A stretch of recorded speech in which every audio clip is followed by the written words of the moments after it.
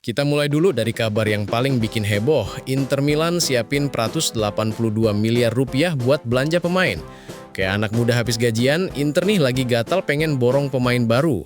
Gak heran sih, mereka kan lagi pengen ngeluarin skuad yang lebih gahar buat musim depan. Tapi ya, duit segitu kalau salah beli pemain, bisa kayak beli iPhone tapi dapat HP Cina KW. Jadi ya, harus hati-hati juga tuh Nerazzurri. I'm gonna love you.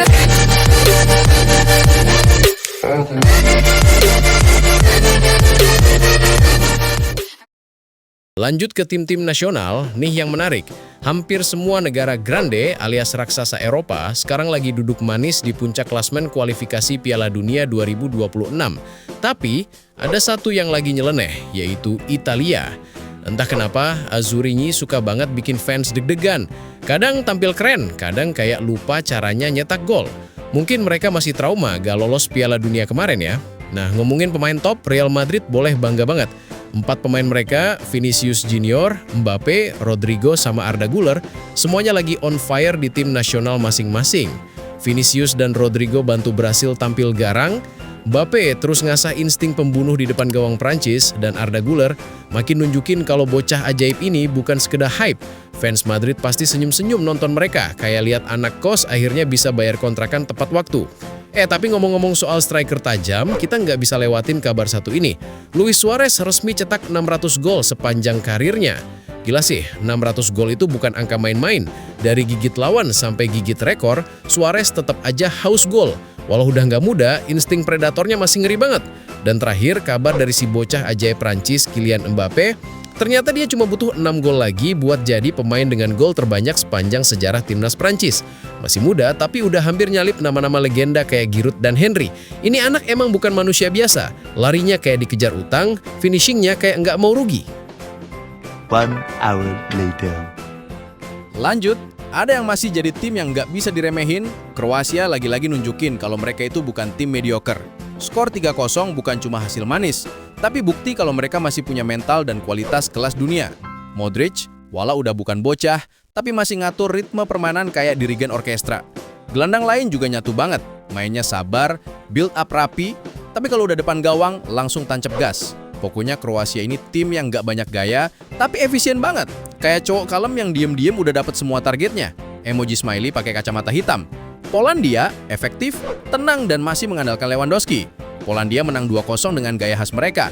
Nggak spektakuler, tapi efektif. Lewandowski masih jadi tulang punggung bahkan di usia yang udah nggak muda.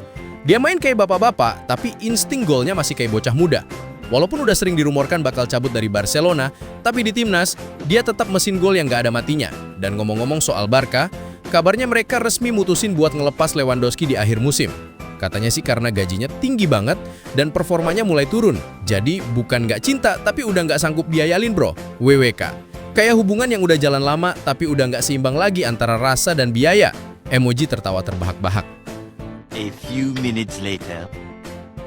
Lanjut, Netherlands 4-0. Van Dijk dan geng oranye lagi on fire. Belanda menang 4-0 dan mainnya bener-bener nyenengin. Cepet, tajem, dan solid di semua lini. Van Dijk juga ikut nyumbang momen ikonik lewat selebrasinya yang sempat viral. Dia ngelakuin gerakan Ole yang katanya nyindir Romelu Lukaku. Katanya sih itu karena Lukaku sempat nyindir balik waktu Belgia menang sebelumnya. Jadi ini kayak balas pantun versi sepak bola bro, WWK. Intinya, Van Dijk lagi di atas angin dan tim Belanda kelihatan kompak banget. Mainnya tuh kayak tim yang udah nemu ritme dan chemistry-nya pas, emoji api.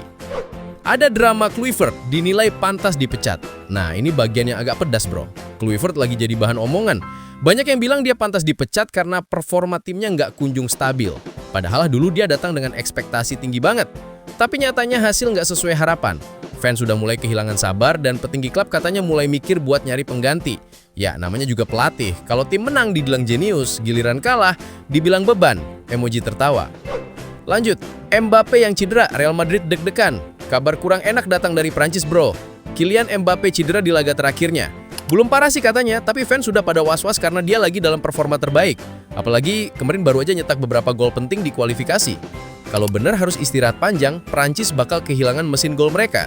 Nggak cuma PSG yang panik, tapi fans Prancis juga udah mulai doa bareng biar cederanya nggak parah. Emoji tangan berdoa. Kemudian ada Endrick yang disarankan buat gabung Juventus Januari nanti. Terakhir nih, gosip yang lagi panas. Endrick katanya disarankan buat pindah ke Juventus Januari nanti. Emoji terkejut. Soalnya di klubnya sekarang dia jarang banget dapat menit bermain, padahal potensinya gila banget. Banyak yang bilang kalau dia gabung Juve, dia bisa dapat kesempatan main lebih banyak. Apalagi Juve lagi butuh penyerang muda yang energinya tinggi. Tapi ya gitu bro, kadang bakat gede malah mandek kalau nggak dikasih kesempatan. Semoga aja dia nggak salah langkah kayak beberapa wonderkid yang menghilang sebelum sempat bersinar. Emoji smiley.